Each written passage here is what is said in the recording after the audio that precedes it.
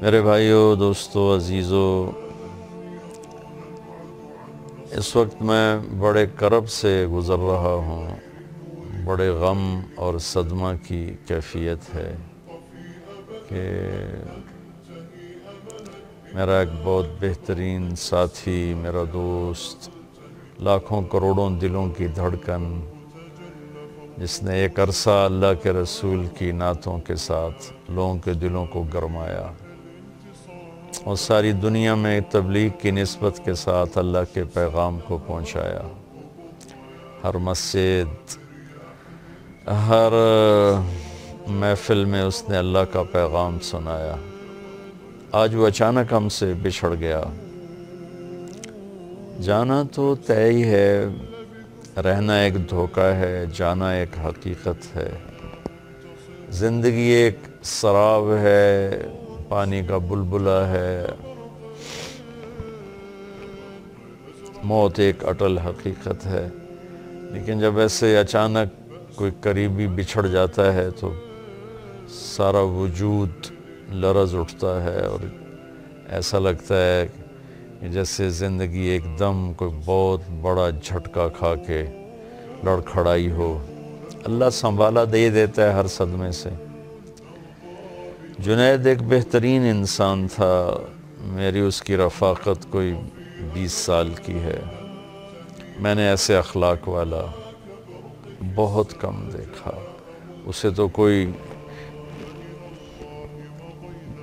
اہل علم کی کوئی لمبی چوڑی صحبت نہیں تھی، لمبی چوڑی تربیت نہیں تھی، کوئی لمبی چوڑی اہل ذکر اور اہل اللہ کی کوئی لمبی چوڑی صحبت نہیں تھی۔ وہ اپنی فطرت سے بڑے عالی اخلاق والا تھا۔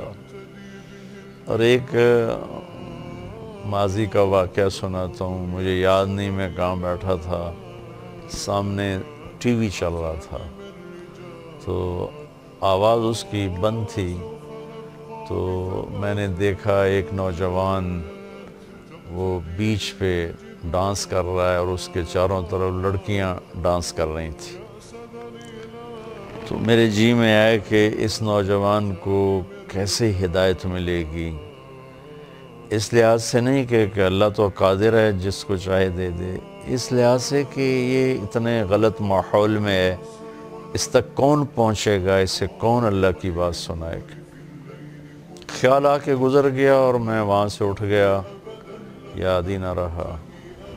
97 کی بات ہے، کراچی اجتماع میں تھا تو مجھے ایک نوجوان نے کہا جی ایک پاکستان کا مشہور گلوکار ہے جنید جمشید، اس سے آپ کی ملاقات کرانی۔ میں نے کہا لے آؤ۔ تو جب وہ اندر آیا تو وہ وہی نوجوان تھا جس کو میں نے ٹی وی سکرین پر ناچتے ہوئے دیکھا اور اس کے ساتھ لڑکیاں ناچ رہی تھیں۔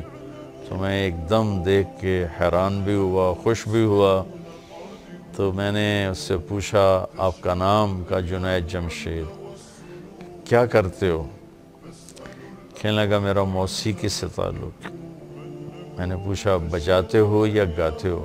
کہا میں گاتا ہوں۔ پھر مجھ سے کہنے لگا آپ نے دل دل پاکستان تو سنا ہوگا۔ میں نے کہا میں نے وہ دیواروں پہ لکھا ہوا دیکھا ہے۔ کہا وہ میں نے گایا ہے۔ اس کے بعد میری اس کی مختصر سی بات ہوئی تو وہ مجھ سے کہنے لگا کہ آپ کی باتیں ایسے لگ رہی ہیں جیسے میرے زخموں پہ کوئی مرہم رکھ رہا ہو، اور میرا ایک سوال ہے کہ ایک پاکستانی نوجوان جس گلیمر کو، جن عیاشیوں کا خواب دیکھتا ہے وہ مجھے فزیکلی حاصل ہیں، لیکن اس کے باوجود میرے دل میں اندھیرا ہے اور یہاں ایسے ہاتھ کا یہاں خلا ہے، مجھے لگتا ہے میری کوئی منزل نہیں، مجھے لگتا ہے میں وہ کشتی ہوں جس کا کوئی ساحل نہیں، ایسا کیوں ہے؟ تو تفصیلی بات تو اب یاد نہیں، لیکن اتنا یاد ہے میں نے کہا اس کی صرف ایک مثال سمجھو کہ تمہارے اس گھٹنے میں درد ہے اور تم اس گھٹنے پہ دوا لگا رہے ہو۔ تو دوا تو جا رہا ہے لیکن فائدہ نہیں ہوگا کہ جہاں درد ہے وہاں دوا نہیں پہنچ رہا، جہاں لگا رہے ہو وہاں درد ہے ہی نہیں۔ یہ جو خلا ہے، یہ جو درد ہے، یہ تمہاری روح کے اندر ہے، اور تم غذا پہنچا رہے ہو اپنے جسم کو، یہ میوزک، یہ گلیمر، یہ 5 سٹارز ہوٹل، یہ رنگینی، یہ تو جسم تک پہنچتی ہیں، روح کو ان سے کوئی مناسبت نہیں ہے۔ جس دن اپنی روح کو غذا پہنچاؤ گے تو اس دن اسے سکون آ جائے گا، چین آ جائے گا۔ اس قسم کی باتیں ہوتی رہیں۔ پھر جب وہ 4 مہینے کے لیے نکلا، کچھ عرصے بعد وہ 4 مہینے کے لیے چلا گیا، تو اس کا مجھے فون آیا بالا کوٹ سے کہ مولانا میں اس وقت ایک چھوٹی سی مسجد ہے، پرانی سی مسجد ہے، اور ایک پھٹی ہوئی چٹائی ہے جس کے اوپر میں لیٹا ہوا ہوں، ایک ٹوٹا ہوا فرش ہے، ہماری جماعت اس مسجد میں ہے، اور جس سکون کو میں 5 سٹار ہوٹلز میں ڈھونڈتا تھا اور موسیقی کی محفلوں میں ڈھونڈتا تھا اور روشنیوں کے سیلاب میں ڈھونڈتا تھا، وہ سکون مجھے یہاں مل رہا ہے۔ مجھے یوں لگ رہا ہے جیسے میں ہوا میں اڑ جاؤں گا۔ میں نے کہا اب وہ سکون اس لیے ہے کہ سکون کو محسوس کرنے والا جسم نہیں ہوتا، روح ہوتی ہے، اور بے چینی کو محسوس کرنے والا جسم نہیں ہوتا، روح ہوتی ہے۔ جب تم نے اپنے اللہ کو پایا، اللہ کی راہ میں نکلے، تو تمہاری روح کے اندر اس کی ٹھنڈک پہنچی، تو اب تم چٹائی پہ سو یا 5 سٹار میں سو، اللہ تمہیں یہ سکون دیتا رہے گا۔ 1997 سے ہماری دوستی بھی لگی اور تعلق بھی بنا، اور وہ سو گاتا بھی تھا اور اس سے روزے لگاتا تھا، پھر چلہ لگایا، میں بھی دوستی لگاتا رہا۔ ایک دن مجھ سے کہنے لگا مولانا اگر آپ مجھے پہلے دن ہی کہتے تو یہ غلط کام کر رہا ہے تو شاید میں دوبارہ زندگی بھر آپ سے آ کے ملتا ہی نہ آپ نے مجھے کبھی ڈانٹا، نہ کبھی طنز کیا، نہ کبھی ٹوکا، یہاں تک کہ آہستہ آہستہ آہستہ اللہ تعالیٰ نے خود ہی میرے دل میں ڈال دیا اور میں نے وہ سب کچھ چھوڑ دیا۔ تو اس نے پھر اللہ کے فضل سے 4 مہینے لگائے، اور 4 مہینے کے بعد پھر جب اس نے میوزک کو چھوڑا تو اس کی تو کمائی کا کوئی اور ذریعہ نہیں تھا، تو اس پر حالات آئے اور اس پر بہت تنگی آ گئی۔ مجھے فون کر کے کہنے لگا کہ مولانا آج میرے گھر میں اتنے پیسے نہیں ہیں کہ ماں کی دوا لا سکوں، خالی بیٹھا ہوں، اور پیپسی والے مجھے کئی کروڑ کی پیشکش کر رہے ہیں کہ ایک ہمیں تم سی ڈی بنا کے دے دو 10 گانوں کی غالباً، تو ہم تمہیں اتنے کروڑ دے دیں گے۔ تو میں نے ان سے معذرت کر لی ہے کہ نہیں، میں ایسا نہیں کروں گا۔ تو اللہ تعالیٰ اس کی بخشش فرمائے، اللہ نے اس کو کتنا ہی خوبصورت اس کی واپسی مقدر فرمائی کہ وہ 10 دن کے لیے اللہ کے راستے میں گیا چترال، جہاں سید انور کی جماعت چل رہی تھی، اور وہاں سے اس کی واپسی ہو رہی تھی۔ اور جب تک اللہ کے راستے کا مسافر گھر نہیں لوٹتا، وہ اللہ کے راستے کے سارے اجر و ثواب پاتا ہے۔ اگر اس میں موت آ جائے تو وہ شہادت کی موت ہوتی ہے، اور یہ تو سارے ہی مسافر شہداء ہیں کہ جہاز گرا، جہاز کو آگ لگی اور جل کے مر جانا شہادت ہے، پانی میں ڈوب جانا شہادت ہے، پیٹ کے مرض میں مر جانا شہادت ہے، طاعون کے مرض میں مر جانا شہادت ہے۔ اللہ کے نبی نے بہت سی اقسام گنائی، تو اس کے لیے اللہ نے دونوں شہادتوں کو جمع فرمایا۔ اللہ اس کے درجات کو بلند فرمائے۔ دل بہت دکھی ہے، غمگین ہے۔ میں نے ابھی تھوڑی دیر پہلے جاوید چودھری صاحب سے بات کی، تو میں کہہ رہا تھا کہ عبادات میں تو امت کو ابھی تک کافی ماشاءاللہ ذوق شوق ہے، اور نمازی بھی ہیں، حج عمرے والے بھی ہیں، لیکن اخلاق کا سبق امت بالکل بھول چکی ہے۔ تو میں نے اخلاق میں جنید جیسے بہت کم لوگ دیکھے، بہت عالی اخلاق، اور جو میرے نبی نے حضرت ابو ہریرہ سے فرمایا، ابو ہریرہ اپنے اخلاق کو خوبصورت بناؤ کہ یا رسول اللہ وہ کیسے بنائیں؟ تو آپ نے فرمایا جو توڑے اس سے جوڑو، جو محروم کرے اسے عطا کرو، جو زیادتی کرے اسے معاف کرو۔ جو دو حضرات سن رہے ہیں آپ یقین مانیں کہ جنید اس کی تصویر تھا، اس نے توڑنے والے سے جوڑا، اس نے نہ دینے والوں کو دیا، اس نے زیادتی کرنے والوں کو معاف کیا۔ یہ اس کی ایسی عالی شان صفت تھی۔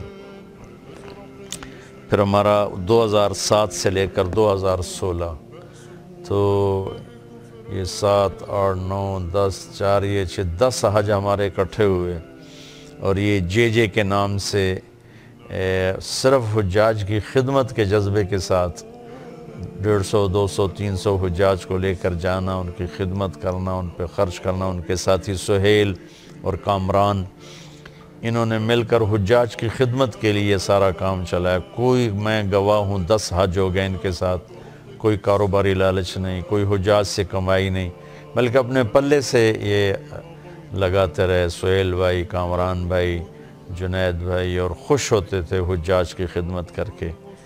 مجھے پتہ نہیں تھا کہ ہمارا آخری حج ہوگا۔ ہم مینا میں محفل لگاتے، اس میں ان سے ہم نعت سنتے تھے۔ جب ہم جا رہے ہوتے تھے عرفات تو اس سے پہلے ہم 9 کی رات کو میرا بیان ہوتا، ان کی نعت ہوتی، پھر دعا ہوتی۔ پھر جب ہم مینا سے واپس آتے تو پھر سارے حجاج مل کر میرا بیان ہوتا، ان کی 3 4 نعتیں ہوتی، پھر دعا ہوتی۔ تو معلوم نہیں تھا کہ یہ سب کچھ آخری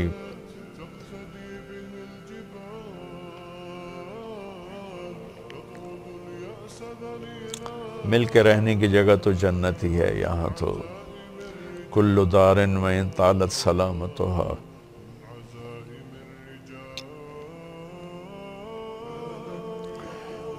یوما ستدرکها النقباء والحوم۔ کوئی گھر، کوئی ڈیرہ کتنا ہی آباد رہے، ایک دن ایسا آتا ہے کہ مکڑی کے جالے اور ہوا کی سنسناہٹ کے سوا وہاں کچھ بھی نہیں بچتا۔ بہت اچھا مسلمان، بہت نیک مسلمان، کتنی اس پر زیادتیاں ہوئیں، اس نے سب کو معاف کر دیا، کتنے کھلے دل سے معاف کیا۔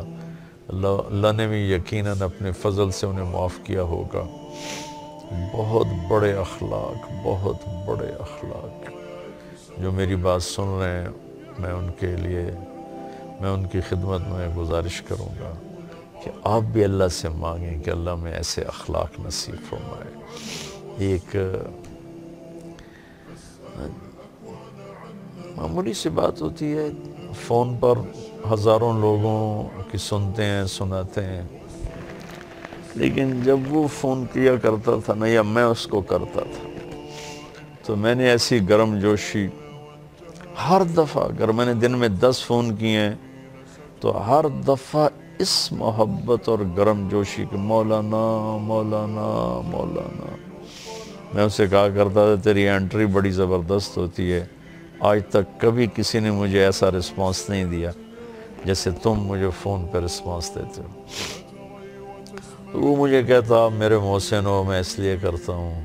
یہ میرے ساتھ اس کا معاملہ نہیں تھا، سب کے ساتھ اس کا معاملہ تھا۔ ایک دم رائمنڈ کے اجتماع میں تھے تو عشاء کے بعد بیٹھے، پرانی باتیں چلتے چلتے چلتے ایک دم اس پر کیفیت طاری ہوئی، اور اس نے زارو قطار رونا شروع کیا، اور کبھی یوں گرے پھر کبھی یوں گرے، بے قرار جیسے مچھلی تڑپتی ہے، روتا روتا ایسے گرے، پھر روتا روتا ایسے گرے، اور اس کے آنسو اور منہ سے رال نکل ساری داڑھی بھر گئی۔ مجھے اس پہ ترس اور رحم آنے لگا، مجھے رونا آ گیا۔ میں سے کہا مولانا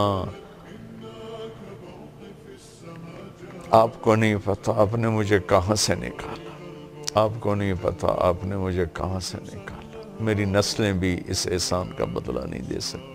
میں اسے تسلی دیتا، بھائی جنید بھائی میں نے کہاں نکالا، آپ کو اللہ نے نکالا ہے، دل تو اللہ بدل، اپنا دل اپنے اختیار میں نہیں، تو کسی کا دل تمہارا دل اللہ نے بدلا ہے۔ ہاں میرے جیسے نکمے کو اللہ نے ذریعہ بنا، تمہارے جیسے قیمتی ہیرے کے تراشے جانے کا، چمکنے کا۔ اللہ تمہیں میری بخشش کا ذریعہ بنا دے. تو وہ تو پتہ ہی نہیں تھا کہ ہم سے پہلے اٹھ کے چلا جائے گا. آ کے بیٹھی بھی نہ تھے کہ نکالے بھی کر. تو میں سمجھتا ہوں کہ اس کی وفات پورے ملک کا نقصان ہے، چونکہ ابھی نمازی بے شمار ہیں، اللہ کا فضل ہے، روزے دار بھی بہت زیادہ ہیں، حج عمرے والے بھی بہت زیادہ ہیں، اخلاق والے ہیں ہی کوئی نہیں. ایک چراغ بجھتا ہے تو اندھیر چھا جاتا ہے. پہلے ہی ٹمٹماتے چراغ ہیں. بڑے اخلاق والا انسان تھا، ہر رشتے پہ پورا اترا. باقی کمیوں سے کون خالی ہے؟ وہ تو انسان ہی نہیں جس میں کمی نہ ہو، وہ تو انسان ہی نہیں جس میں کوتاہی نہ ہو. لیکن آپ یقین مانیں، ایسے عالی اخلاق، ایسے عالی اخلاق، ایسا میٹھے بول، ایسا اچھا مزاج، ہر بڑے چھوٹے کے ساتھ. عجب عجب. اللہ وہ اخلاق ہمیں نصیب فرمائے جو میں نے اس میں دیکھے 20 برس میں. کمال درجے کے، کمال درجے کے. اللہ تعالیٰ نے اسے ایسی سریلی آواز نصیب فرمائی. ایک دفعہ ہم دونوں آ رہے تھے عزیزیہ میں، تو ہماری بلڈنگ پر بینر لگا تھا جے. تو اس کے تو ایسا نا وہ آپ دیدہ ہو گیا، کہنے لگا مولانا میرے اللہ نے مجھے یہ دن دکھایا کہ آج مکہ میں میرے نام کا بینر لگا ہوا ہے. میرے نام کے بینر تو پبز کے مین گیٹ پر ہوتے تھے، کلبز، شراب خانوں کے سامنے میرا لگا ہوتا تھا کہ آج جنید جمشید فلاں جگہ ان کا کانسرٹ ہے، فلاں جگہ ان کا پروگرام ہے. تو آج یہ جے کا نام بیت اللہ میں گونج رہا ہے. بیت اللہ کی پاک سرزمین میں بینر لگا ہوا ہے. تو اللہ تعالیٰ نے اس نوجوان کو بہت نوازا. اتنا ہی اس کا وقفہ تھا، یہاں جانا ہی تھا. اللہ ان کے درجات بلند فرمائے. آپ سب